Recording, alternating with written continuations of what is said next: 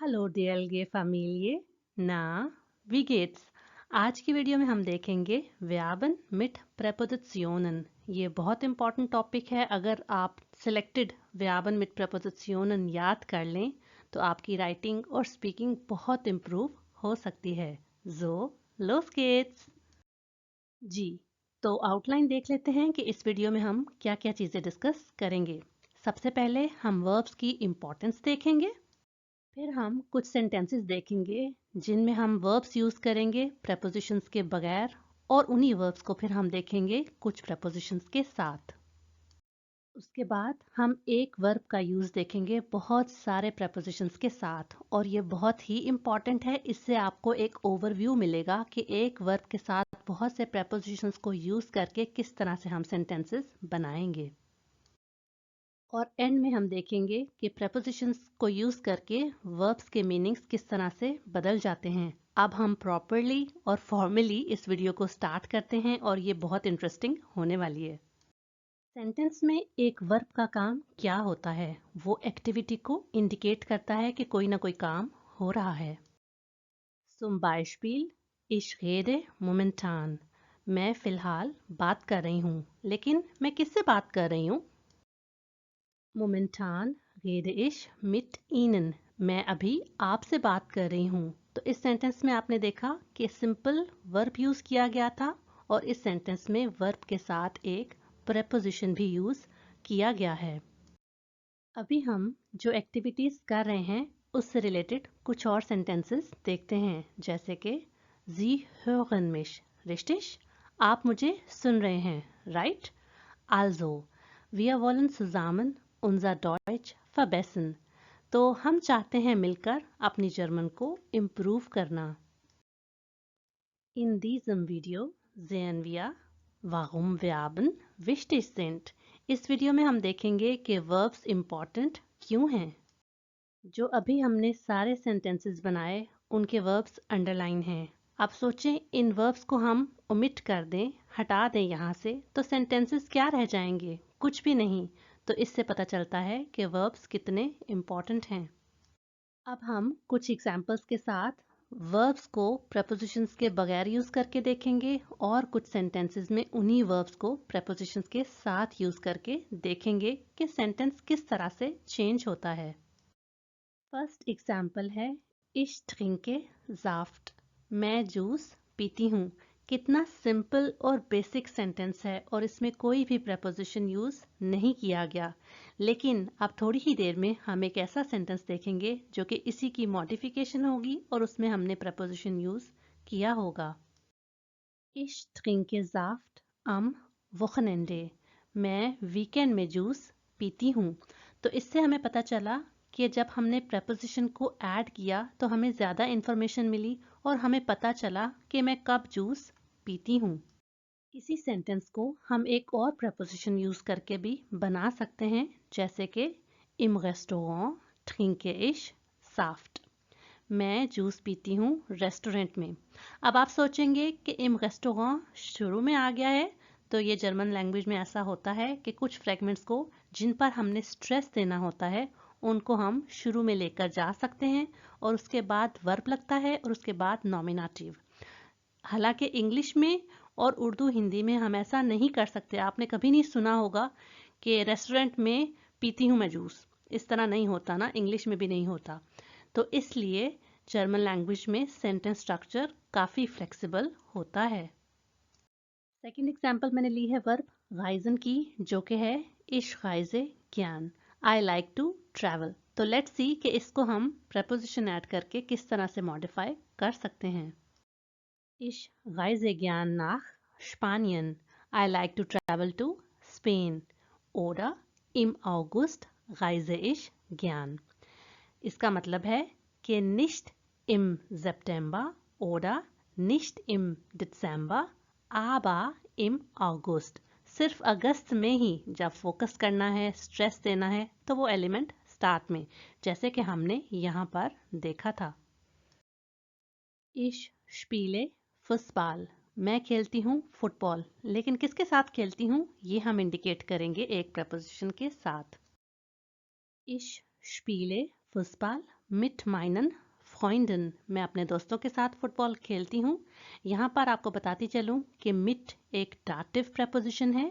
जब भी रिटन और स्पोकन में आप इसको यूज़ करें तो उसके बाद आने वाला केस डाटिव केस होता है। अब हम एक वर्ब जो कि arbeiten है, इसके साथ बहुत से prepositions यूज करके देखेंगे कि किस तरह से हम सेंटेंसेस बनाएंगे और आपने ध्यान से इसको सुनना है। सबसे पहले हम यूज करके एक सेंटेंस बनाएंगे जो कि है Ich arbeite am Montag, मैं मंडे को काम करता हूँ। इसके बाद है von और bis का कॉम्बिनेशन जिसका मतलब है from और till, और इसका सेंटेंस होगा Ich arbeite von 9 bis 17 Uhr। im का मतलब है में, तो इसका सेंटेंस होगा Ich arbeite im Supermarkt। by के काफी मीनिंग्स हैं, उनमें से एक है for, तो Ich arbeite bei Aldi। für का मतलब भी for है, तो इसका एग्जाम्पल होगा Ich arbeite für ein Gehalt, मैं सैलरी के लिए काम करता हूँ। लेकिन इस by और इस für में डिफरेंट ये है कि इस by को हम यूज़ करेंगे किसी कंपनी को इंडिकेट करने के लिए, और ये für हो सकता है für Geld, für ein Gehalt oder sowas, या gegen का मतलब है अगेंस्ट, तो इसका सेंटेंस कैसे होगा Ich arbeite gegen meine Schwächen, मैं काम कर रही हूँ against my weaknesses. Second last है जी अन, और arbeiten an का मतलब है टू वर्क ऑन, तो इसकी एग्जाम्पल होगी momentan arbeite ich an meiner Abschlussarbeit, जिसका मतलब है कि फिलहाल मैं काम कर रही हूँ अपने थीसिस पर। लास्ट प्रपोजिशन है seit, जिसका मतलब है सिंस, तो इसकी एग्जाम्पल है seit 3 Jahren arbeite ich im Supermarkt, 3 साल से मैं सुपरमार्केट में काम कर रही हूँ। और इसमें आपने नोट किया कि 2 प्रपोजिशंस यूज हुए हैं। जी, तो हमने काफ़ी सारे प्रपोजिशंस के साथ arbeiten को यूज़ करके देखा, लेकिन यहाँ पर एक मज़े की बात यह है कि कोई भी वर्ब हो, यहाँ पर जैसे हमने arbeiten की एग्जाम्पल ली, कोई भी वर्ब कभी कभी जर्मन लैंग्वेज में फिक्स्ड प्रेपोजिशंस के साथ यूज़ किया जाता है, तो उसका एक मीनिंग होता है। इसी तरह अब हम देखेंगे कि अगर हमने डिक्शनरी में चेक करना है एक वर्ब को किसी प्रेपोजिशन के साथ, तो हम उसको कैसे चेक कर सकते हैं।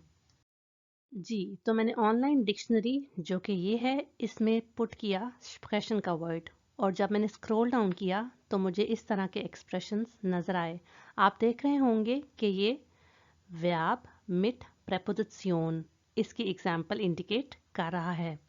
Für jemanden sprechen, jemanden का मतलब है somebody, लेकिन आकुजाटिव में, क्योंकि für एक आकुजाटिव प्रपोजिशन है, तो इसके आप वेरियस मीनिंग्स भी देख सकते हैं। इसी तरह एक और हमें नजर आया, वो भी sprechen का ही था, लेकिन प्रपोजिशन एक दूसरा था, जो कि है gegen etwas sprechen oder gegen jemanden sprechen।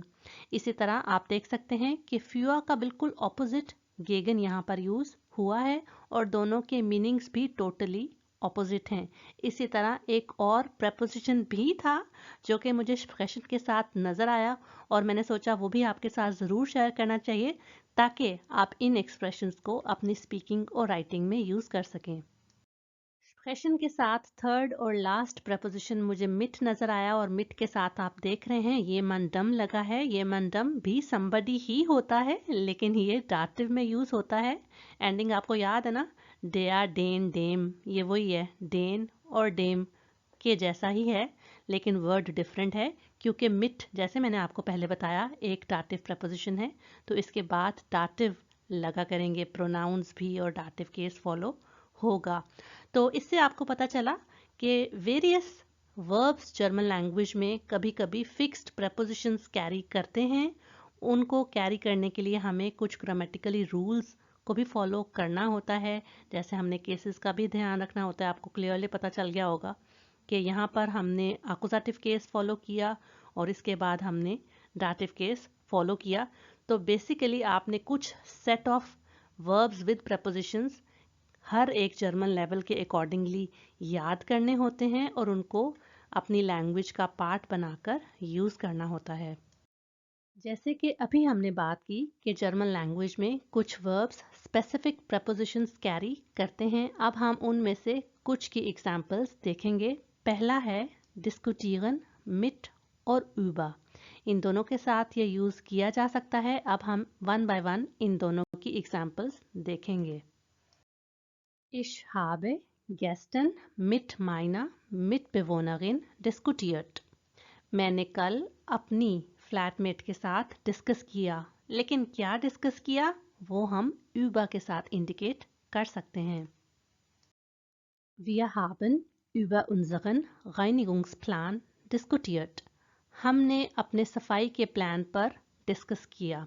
आप नोट कर रहे होंगे कि ये दोनों सेंटेंसेस परफेक्ट में हैं, क्योंकि जर्मन लैंग्वेज में जब हम पास्ट की बात करते हैं, जैसे कि यहाँ पर गेस्टन से इंडिकेट भी हो रहा था, तो उस सिचुएशन में हम परफेक्ट को यूज़ करते हैं। नेक्स्ट एग्जाम्पल है teilnehmen an, जिसका मतलब है to participate in.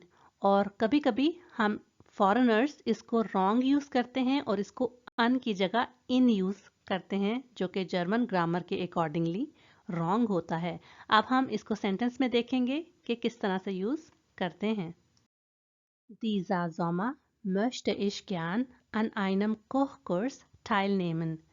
This summer I would like to participate in a cooking course। और आपने नोट किया कि अन के बाद डाटिव केस आया है, तो इससे आपको पता चला कि व्यापन मिट प्रपोजिशनन में आपने एक और चीज़ भी याद करनी होती है, और वो ये है कि किन के बाद आकुजाटिव केस लगेगा और किन के बाद डाटिव केस। नेक्स्ट एग्जाम्पल है जी अनफंगन और aufhören दोनों के साथ मिट आता है, और ये दोनों बिल्कुल ऑपोजिट एक्सप्रेशंस हैं। अनफंगन मिट का मतलब है to begin with, to start with, और aufhören मिट का मतलब है to conclude with, to end with. तो अब हम अनफंगन मिट की एग्जाम्पल देखते हैं, जो कि है ich fange gleich mit dem nächsten Beispiel an। मैं अभी शुरू करती हूँ अगली एग्जाम्पल के साथ। और aufhören mit की एग्जाम्पल है Ich höre bald mit diesem Video auf। मैं थोड़ी ही देर में इस वीडियो को एंड करूंगी। अच्छा, यहाँ पर आपको gleich और bald दोनों में डिफरेंस बताती चलूँ।